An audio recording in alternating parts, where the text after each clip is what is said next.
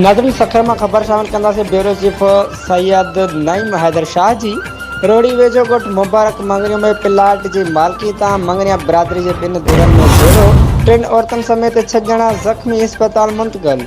एक धुर के माण्हुनि जो पुलिस ऐं पंहिंजे मुखालिफ़ धुर के माण्हुनि खिलाफ़ एहतिजाजी मुज़ाहिरो इंसाफ़ जी घुर।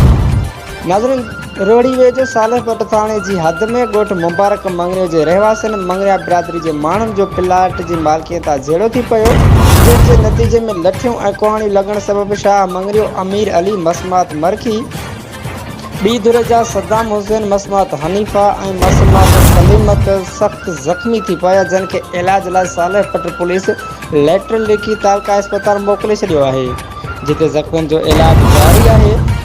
बिनी धुरन पारां एक ॿिए ते हमलन जा इल्ज़ाम हणंदे शाह मंगरिया जी धुर पारां तालका अस्पताल रोहड़ीअ जे अॻियां ज़ख़्मियुनि सां गॾिजी सद्दाम मंगरिया जी धुर ऐं सालेपट पुलिस खिलाफ़ एहतिजाजी मुज़ाहिरो कंदे DIG ऐं SSP सखर खां मुतालबो कयो आहे त वाक़े जो नोटिस वठी नाजाइज़ कंदड़ मुखालिफ़ धुर खिलाफ़ क़ानूनी कार्रवाई करे इंसाफ़ फ़राहम कयो वञे।